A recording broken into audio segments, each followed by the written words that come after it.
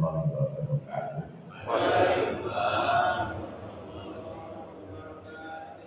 Bismillahirrahmanirrahim. Alhamdulillahirabbil alamin. Wa sallallahu wa sallim ala habibina Muhammad wa ala ahli baitihi wa azwajihi wa dzurriyyatihi wa ashabihi tayyibin tahirin amma ba'd. Para jamaah sekalian yang saya hormati, tentu saja yang akan saya sampaikan ini melanjutkan tema yang kemarin saya bicarakan, yaitu bagaimana cara Rasulullah SAW mengemban visi dan misi ini. Bukan persoalan ringan, akan tetapi beliau lakukan sendirian. Itulah persoalan besar. Kalau tidak atas bimbingan Allah, maka tidak mungkin misi yang sebesar itu bisa dilaksanakan seorang diri.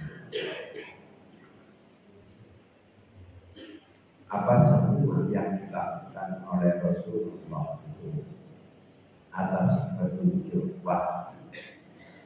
Nah, para jamaah, ada ayat Al-Quran itu di surat An-Nahl.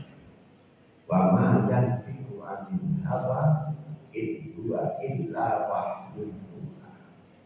Tidaklah Muhammad itu berkata-kata menurut kehendak, akan tetapi semua yang diucapkan itu adalah wahyu yang diturunkan oleh Allah.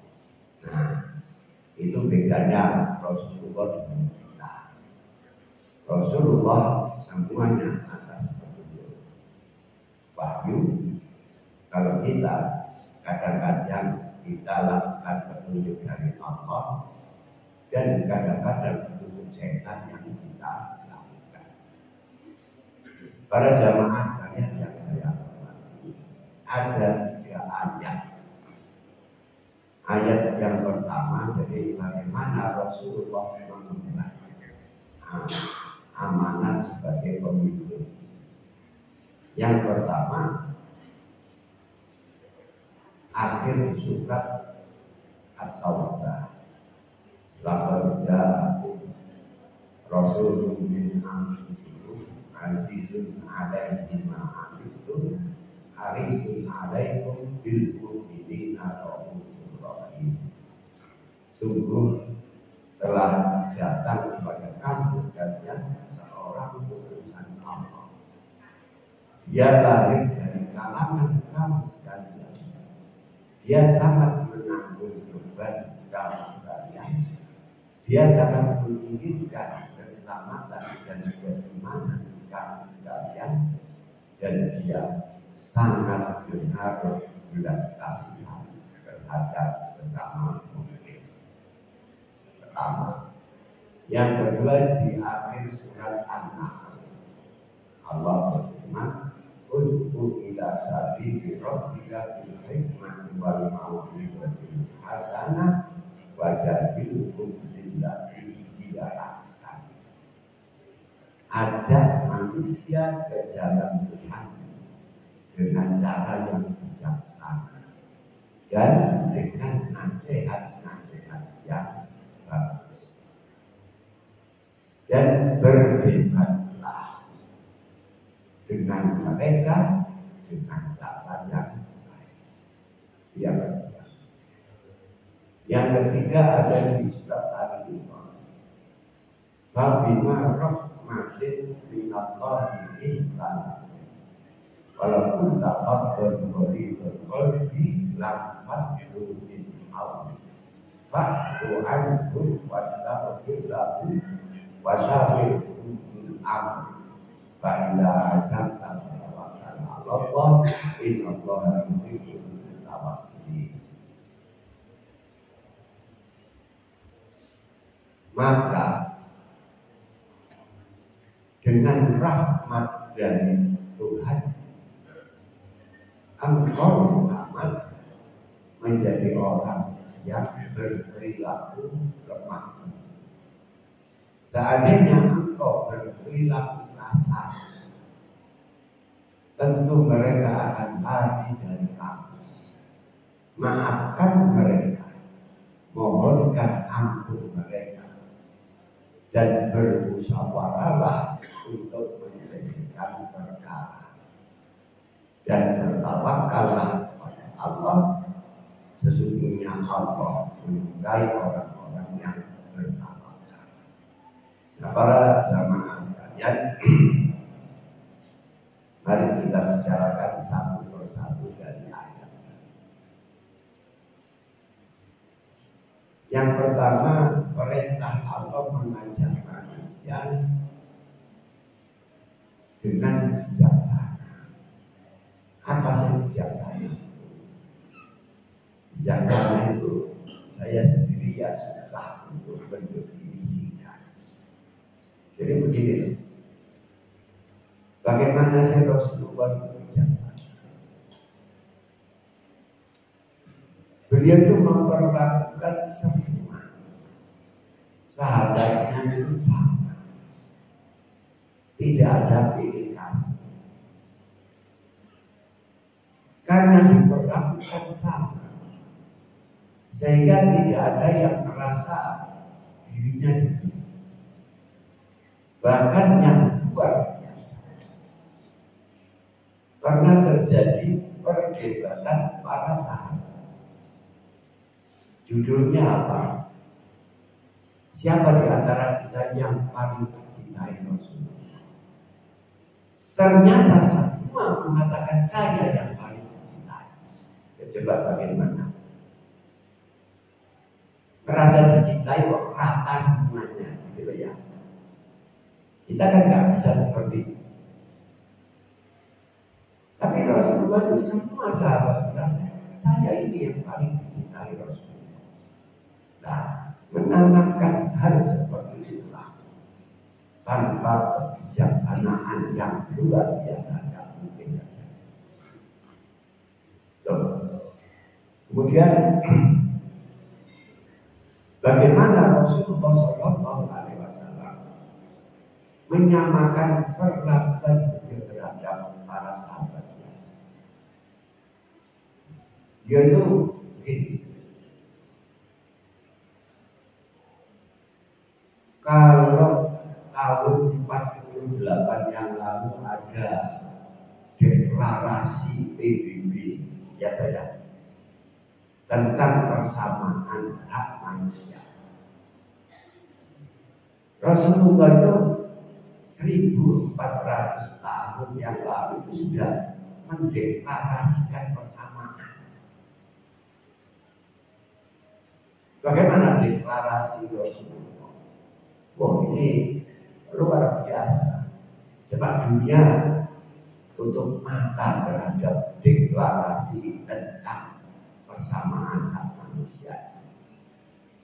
Awal dari beliau memimpin manusia ini, beliau katakan, la fadla li arabiyyin ala ajamiyyin, wala li ajamiyyin ala arabiyyin, wala li abyad ala aswada, wala li aswada ala abyad illa taqwa. Tidak ada keutamaan orang Arab di atas yang bukan Arab. Tidak ada kelebihan orang yang bukan Arab di atas orang Arab. Tidak ada kelebihan orang yang berkulit putih di atas kulit hitam. Tidak ada kelebihan orang yang berkulit hitam di atas orang yang berkulit putih, kecuali dengan takwa. Maka siapa yang paling bertakwa, itulah yang paling mulia. Berarti semua orang mempunyai peluang yang sama untuk menjadi mulia.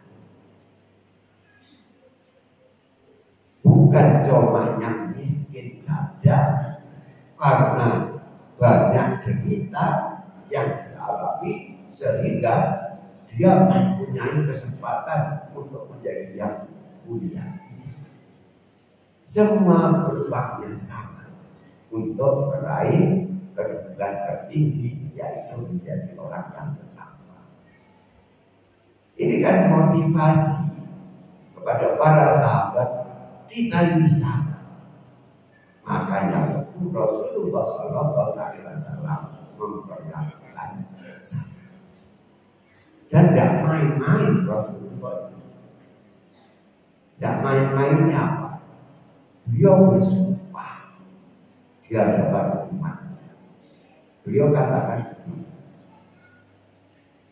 innama ahlaka man qabla ayyuhukal idza sarqa fihi musyaifu tarakuhu wa idza sarqa fihi mudha'ifu aqamu alaihi hadda wallahu la hadda Islam wallahu law anna Fatimah binta Muhammadin sarqat laqatat yada. Sesungguhnya rusaknya kaum-kaum terdahulu adalah ketika yang melakukan kejahatan itu orang-orang terhormat, hukum tidak diterapkan. Ketika yang melakukan kejahatan itu orang-orang lemah, maka ditetapkan atasnya hukum. Maka ucapan beliau tutup dengan sumpah, demi Allah, seandainya Fatimah anak Muhammad ini mencuri, pasti akan aku potong tangannya. Ini tidak main-main. Ketua KPK itu barusan dapat anugerah. Lapor ditangkap, paling tidak. Ini mestinya yang dihukum mati itu yang seperti itu, gitu ya. Kalau hukumnya biasa-biasa saja, tidak lain-lain, maka minimal kata Rasulullah, lapor yada. Menghukum mati itu kan bertentangan dengan HAM. Lah korupsi kok gak bertentangan dengan HAM? Tangsel biasa. Jadi sumpah Rasulullah SAW.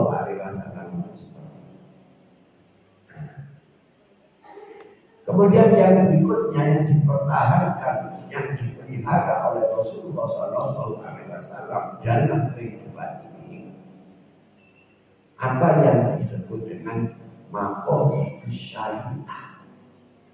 Tujuan umum dari syariat ini apa? Maka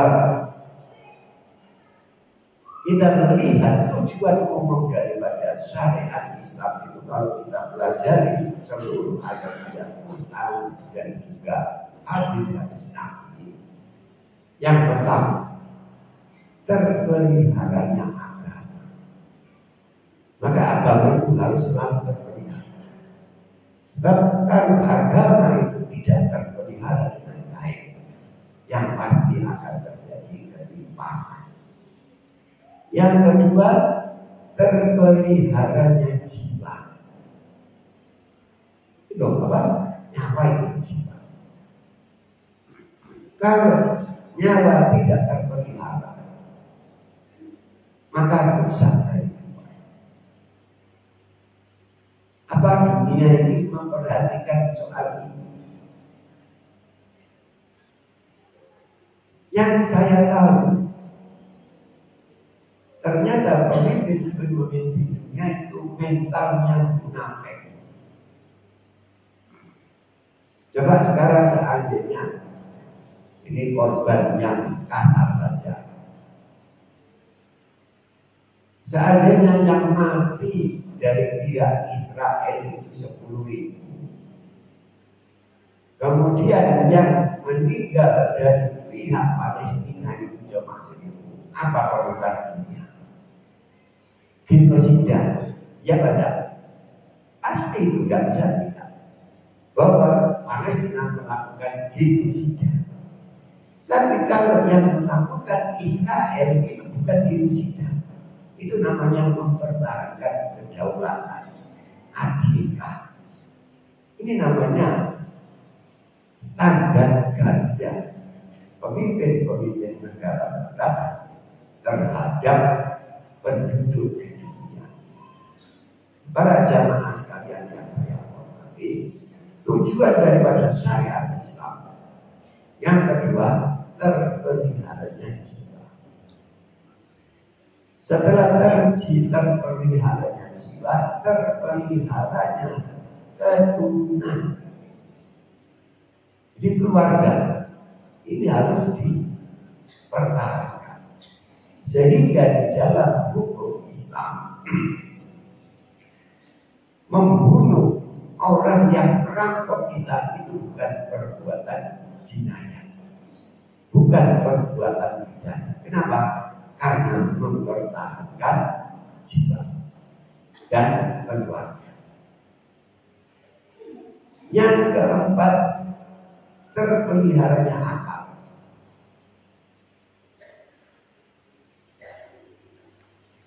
Akal itu harus terpelihara.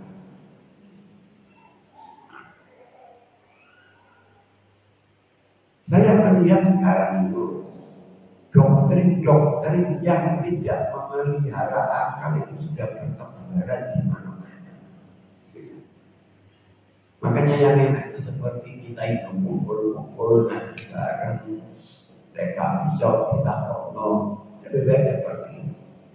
Coba bayangkan sekarang akal ini rupanya dikacaukan oleh doktrin-doktrin yang datang-datang. Ada seorang soleh sehari itu 70 kali mikrot.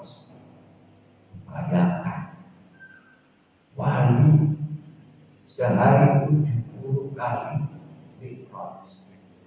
Rasulullah saja sekali loh ya seumur hidup. Ini sehari 70 kali. Loh bukan urusan akal. Yang sok ilmiah juga ada. Seorang ustaz ditanya tentang hukum di haram. Bagaimana kalau tetap bingung? Diperingatkan. Bagaimana kalau tetap bingung? Pasti saja. Biar Jakarta tidak dipenuhi oleh orang-orang yang memberontak. Ini tanpa hukum. Ya, ya. Coba bayangkan kalau itu terlaksana betul. Apa bukan pembantaian besar-besaran? Kita ingat peristiwa puluhan tahun yang lalu di Tiananmen, di alun-alun ketika orang-orang Cina berdemo dihabisi oleh pemerintah. Yang mati ribuan. Kemarin 212 tahun berapa itunya? 7,5 juta berkumpul di Monas. Itu sudah diingatkan supaya tidak demo, tapi tetap saja. Terus apa yang dipaten kita bisa. Ini namanya doktrin-doktrin yang merusak akal. Padahal Islam itu agama yang sangat rasional, agama yang sangat menghargai akal. Maka hendaknya akal yang baik ini jangan dirusak dengan hal-hal yang benar. Para jamaah sekalian yang saya hormati, akibat tidak benar itulah langsung terjadi orang panik itu. Contoh orang panik itu, orang tua itu kan pasti cinta pada anaknya, karena itu nggak bisa dilihat. Apalagi anaknya itu manut, betul,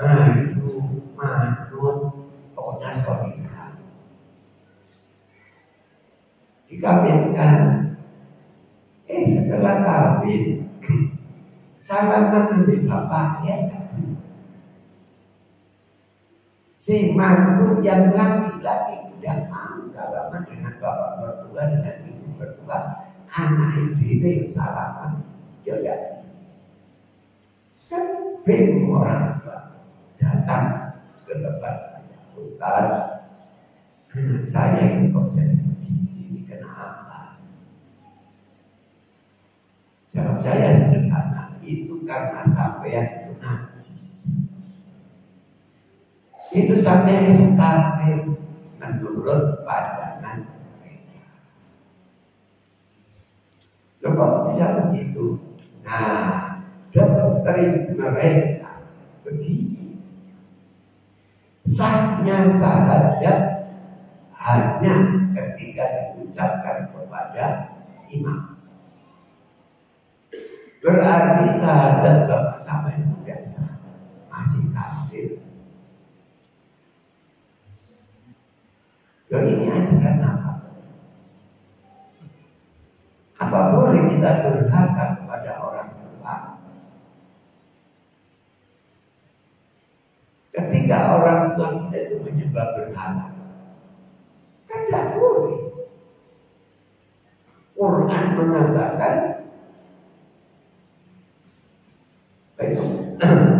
wa in jahadaka ala an tusyrika bima laysa laka bihi ilmun fala tuti'huma wa sahibhuma fid dunya ma'ruf.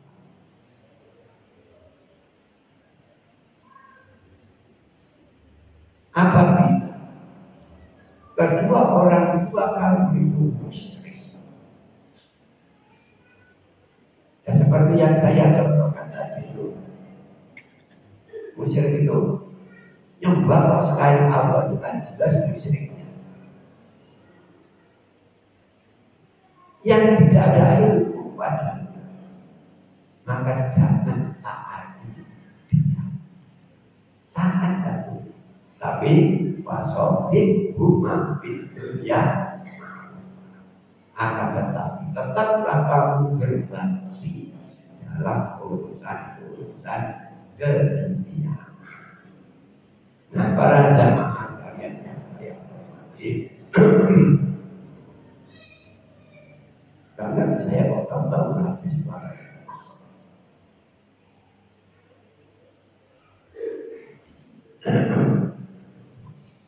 Nah, itu tadi maqasidus syariah. Ini kalau dijelaskan apa terlalu jauh sekali ya, sebab apa? Ini pelajaran di fakultas syariah misalnya. Ya, saya kira itu saja maqasidus syariahnya. Jadi semuanya terpelihara. Akal, jiwa, keturunan, harta benda. Ini harus terlindungi. Sebab kalau tidak terlindungi akan terjadi ketimpangan. Terus pertanyaannya, siapa yang melindungi? Nah, yang melindungi semuanya itu adalah penguasa dari suatu negara. Loh, apa Rasulullah itu penguasa? Rasulullah itu juga presiden. Negara Madinah itu kan pimpinan Rasulullah. Kenapa kok dikatakan itu negara Madinah? Karena ada konstitusinya. Para jamaah perlu mengetahui, satu-satunya konstitusi tertulis yang paling awal di permukaan bumi ini adalah Piagam Madinah. Itu konstitusi tertulis betul. Itulah yang dijadikan sebagai undang-undang dasar Rasulullah memimpin negara. Konstitusi ada, wilayah ada, Madinah. Kemudian diperluas sampai masuk Mekah, diperluas lagi sampai ke negeri Samsara dan seterusnya. Wilayah. kedaulatan yo ada. Kemudian masyarakatnya ya ada. Cuma bedanya negara-negara yang lain dengan negara Madinah itu bedanya semua yang dilakukan oleh pemimpinnya ini atas petunjuk wahyu. Wa ma yantiqu anil hawa in huwa illa wahyuha. Dia tidak berbuat menurut kehendaknya sendiri, akan tetapi dia lakukan apa yang diwahyukan kepadanya. Para jamaah sekalian yang saya hormati, sekarang mari kita ke ayat berikutnya. Mau'izatul hasanah, nasihat-nasihat yang baik, bijaksana nasihat yang baik. Tidak semua nasihat itu bisa diterima oleh manusia. Sebab manusia itu punya hati, punya perasaan. Kalau menyampaikan nasihat dengan cara yang tidak benar, maka tentu saja nasihat itu tidak bisa diterima. Saya memberikan contoh. Orang tidak salah itu kan masuk neraka itu kan pasti itu tidak bisa diingkari. Al-Quran mengatakan itu kan ada ayat ketika malaikat inspeksi ke neraka. Itu banyak orang nangis, sehingga malaikat bertanya, masalah kamu di Sakor, kenapa juga kamu pergi neraka Sakor? Bukan nabi minal musholin, malaikat kami itu tidak sholat. Malaikat yang tersinggung, delok menungso kok gak sholat, dikai sebuah kali lengkap, nyembah saja tidak mau, malah dia cepat bisa sampai malaikat. Nah, jadi intinya tidak sholat itu pasti neraka. Terus saya nasihati tetangga yang tidak sholat. Orang pisan dikai Gusti Allah kenikmatan sakram-sakram gak sholat, dia cepat rokok. Kira-kira nasihat kita itu diterima apa kita malah dikeplak? Benar yang kita sampaikan, tapi caranya yang tidak benar. Maka Al-Quran membimbing kepada kita, berikan nasihat yang baik, mau'izatul hasanah. Berdebat dengan cara yang baik. Debat itu berbahaya aslinya. Ya. Makanya saya acara TV yang tidak setuju itu ELC itu. Ya kenapa kok tidak setuju? Karena isinya perdebatan. Apa sih di balik perdebatan? Orang akan mempertahankan kesalahan dengan mencari alasan pembenar, ya, karena gengsi. Mau profesor kok diolah cini. Seperti itulah dalam perdebatan. Makanya makanya Quran mengatakan kalau berdebatlah dengan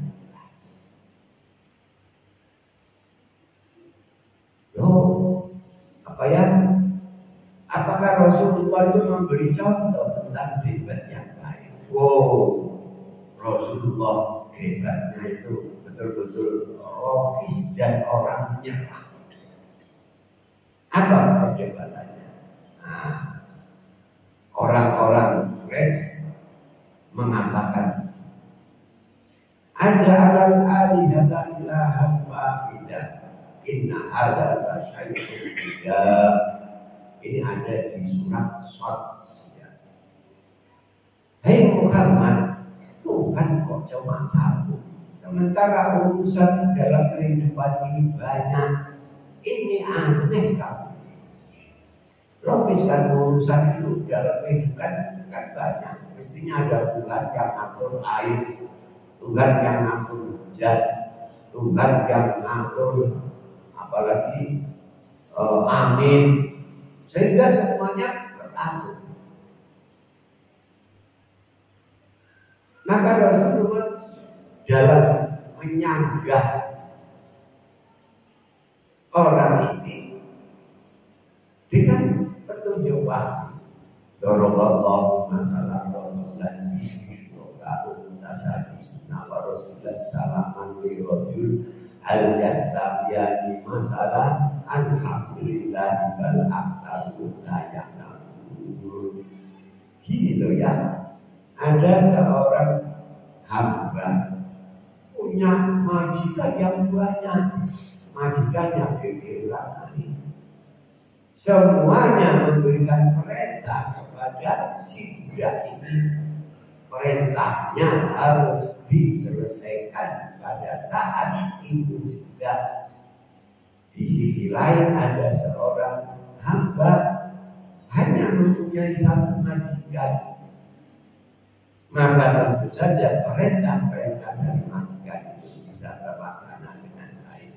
Manakah yang lebih baik? Masuk apa milih majikan akeh? Ya toh ya. Maka walau jahitannya satu majikan. Itulah yang menyebabkan orang-orang kafir berbondong-bondong menjadi muslim. Karena logika Quran yang disampaikan kepada manusia. Ini yang namanya wajadilhu billati hiya. Berdebatlah dengan mereka dengan cara yang baik.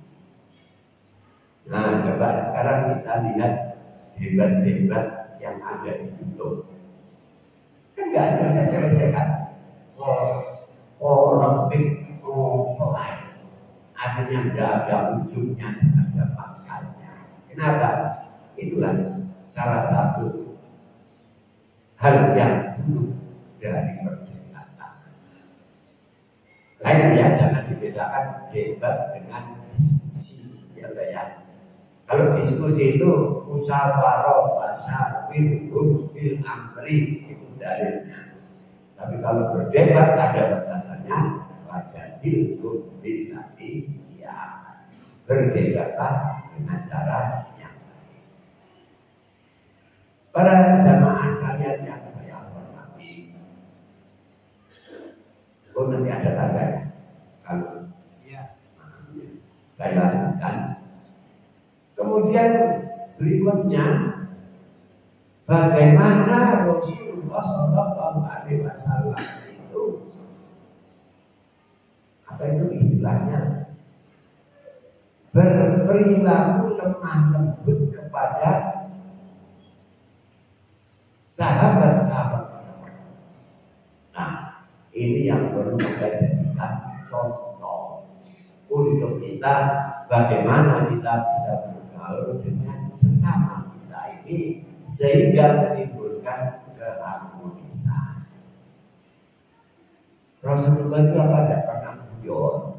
Jawabnya, Rasulullah sering bergurau. Ya, bergurau itu kan nambahin umur, tertawa itu penting. Nah, bagaimana? Berguraunya Rasulullah itu ilmiah. Ada seorang tua datang kepada Rasulullah. Ya Rasulullah, apa saya ini perempuan seorang nenek-nenek yang datang kepada Rasulullah. Ya Rasulullah, apakah orang seperti saya ini bisa masuk surga? Oh ya tidak bisa. Ya, ya kaget nangis. Bagaimana saya kok tidak bisa? Ya Rasulullah. Rasulullah menjawab apa? Di sana itu tidak ada orang tua. Yang sekarang tua itu nanti dimudahkan kembali oleh Allah. Jangan mari kain perempuan nangis. Ini kan berdoa. Para jamaah sekalian yang saya hormati, banyak anekdot seperti itu yang dilakukan oleh Rasulullah SAW. Contoh yang lain, ada seorang sahabat yang menunggang kuda.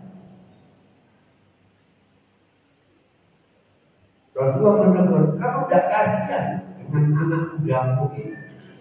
Ini kuda dewasa, kok dikatakan dengan anak kudamu kamu kudai.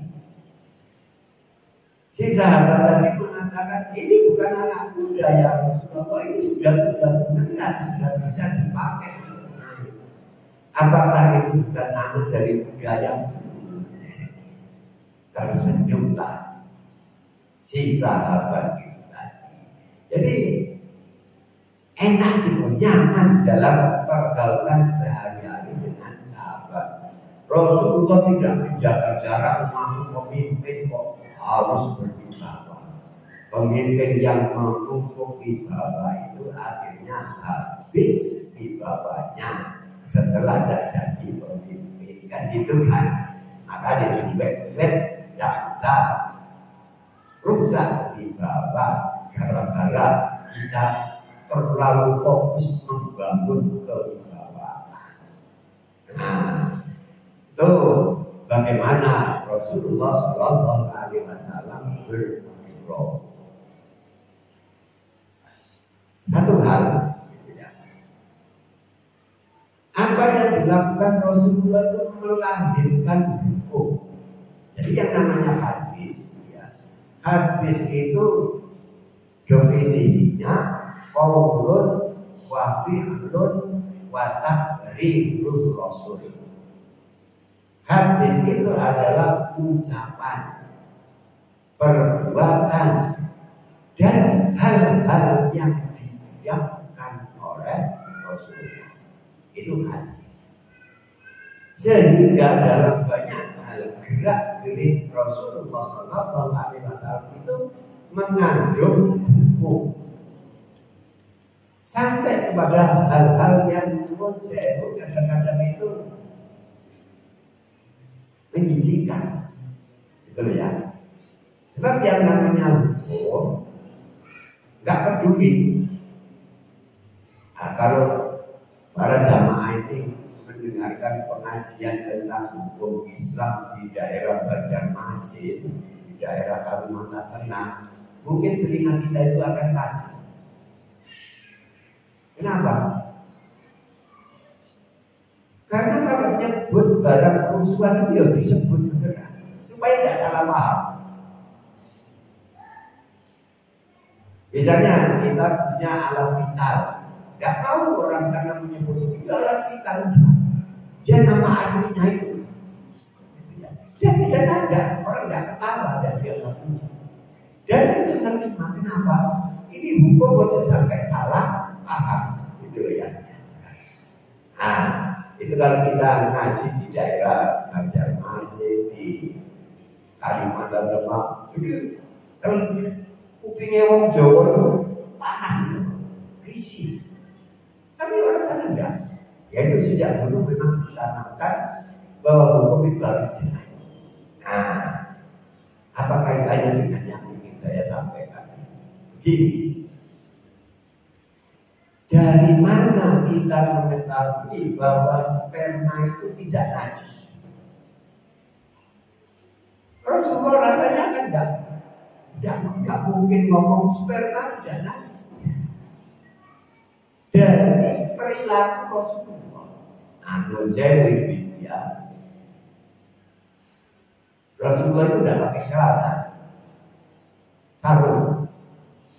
Cuma sarungnya tidak ada atlas, tidak ada apa itu, warna wadimo yang polosan itu ya, jadi kain begini. Terus baju. Kalau seperti saya ini mungkin bajunya jauh.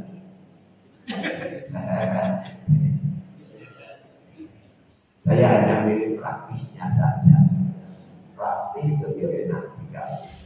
Nah, siapa yang mengatakan sperma itu najis? Bukan Rasulullah, tapi perilaku Rasulullah yang diketahui oleh orang. Nah, contoh subuh-subuh Rasulullah memakai sarung, di mana sarung itu ada nempel sperma. dilipat, terus beliau ke masjid. Yang tahu ini Aisyah, gitu. Maka Aisyah mengatakan, saya melihat Rasulullah di sarungnya itu ada sperma, beliau berangkat ke masjid. Maka kesimpulan ulama, sperma tidak. Itu seperti itu. Makanya salah satu hikmah yang sangat besar perkawinan Rasulullah dengan Aisyah itu ribuan hadis yang meriwayatkan Aisyah. Dan ribuan hadis ini banyak hal menyangkut hukum tentang perempuan. Sehingga kesimpulan para ulama, seandainya Rasulullah tidak menikahi Aisyah, niscaya hukum Islam tentang perempuan banyak yang tidak tercantum, banyak yang tidak diatur. Contoh lagi, ini kalau tidak, Rasulullah tidak mengatakan malam hari Rasulullah tahajud.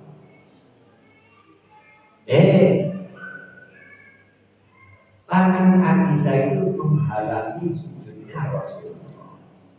Maka Rasulullah memindahkan tangannya. Beliau tetap meneruskan sholatnya.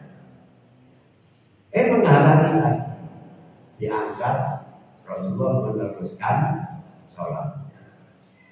Menghalangi lagi, dicium Aisyah, dicium, dan Rasulullah melanjutkan sholatnya.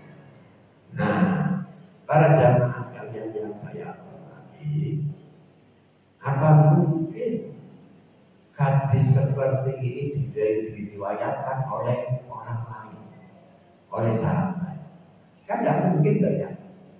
Kalau mungkin itu berarti bikin kajian Nabi cari kan gitu kan? Ya bukan. Nah, yang meriwayatkan hadis ini mesti pelakunya yaitu Aisyah. Aisyah menceritakan, itu hukum itu. Maka disitulah para ulama menetapkan hukum. Ini hukumnya. Imam Syafi'i mengatakan batal itu. Dasarnya apa? Allah masukun bisa persentuhan antara laki-laki dan perempuan. Apa Imam Syafi'i tidak tahu hadis tentang Aisyah yang dicium oleh Rasulullah, tapi beliau tetap meneruskan salatnya? Yang ngerti sekali.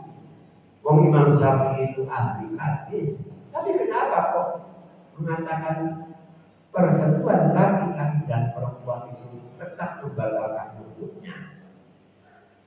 Jawab Imam Syafi'i, al-ibratu bi umumil lafzi la bi khususis sabab. Hukum diambil dari umumnya lafaz, tidak dari sebab-sebab khusus. Apa sebab khusus itu? Bahwa Rasulullah mencium Aisyah itu hukum khusus, bukan hukum yang bersifat umum. Loh, apa ada hukum yang khusus untuk Rasul tidak berlaku umum bagi umat Islam? Banyak. Salah satunya Rasulullah menikahi 11 perempuan. Kita boleh, maksimal, bahkan ditekan. Ini namanya khususiyatul Rasul, hal-hal yang bersifat khusus untuk Rasul, tidak berlaku bagi umat. Kata Imam Syafi'i, termasuk mencium Aisyah dan beliau tetap meneruskan sholat, itu khususiyatul Rasul. Ini menurut Imam Syafi'i. Imam Malik rupanya menggabungkan ayat dengan hadis ini. Ayat ini menyentuh, hadisnya kok Rasulullah sampai mencium. Berarti sentuhan itu adalah sentuhan sayang, bukan sentuhan atas dasar rangsangan seksual. Maka kalau laki-laki perempuan salaman itu menurut Imam Syafi'i tidak membatalkan itu. Tapi nek salamannya itu itu baru membatalkan. Kayak itu Imam Malik. Imam Abu Hanifah berbeda lagi. Mana mungkin ada ciuman yang tidak mengandung rangsangan seksual? Maka yang dimaksud Allah masnun bisa itu tidak lain adalah perselingkuhan.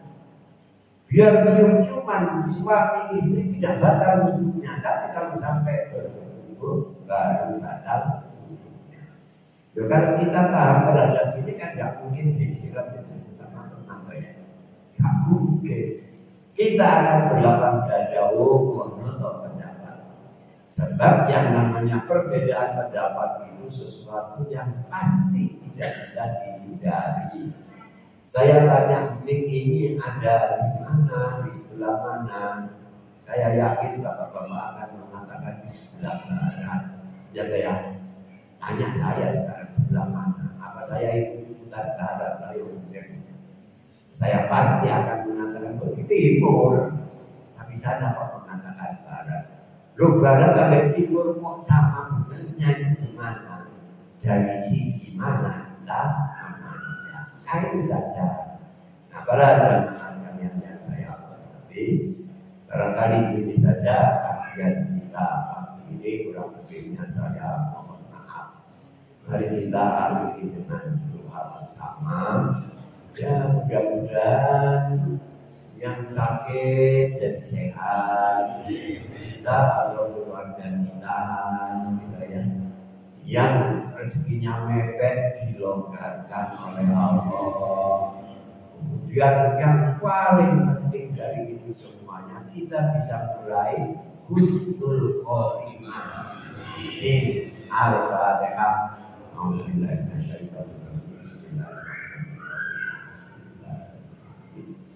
Ar-Rahmanir-Rahim.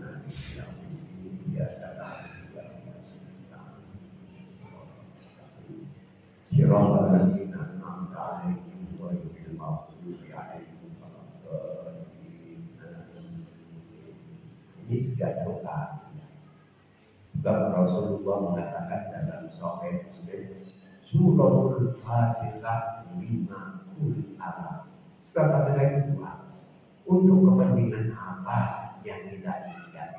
Kita ingin sehat, ya sehat, satu baca, rezeki ini, nah itulah yang penting husnul khotimah itulah. Sebab soro-soro ngaji, soro-soro sholat, kalau husnul khotimah alhamdulillah. Sekian, assalamualaikum warahmatullahi wabarakatuh. Waalaikumsalam. Kepada ibu sekalian yang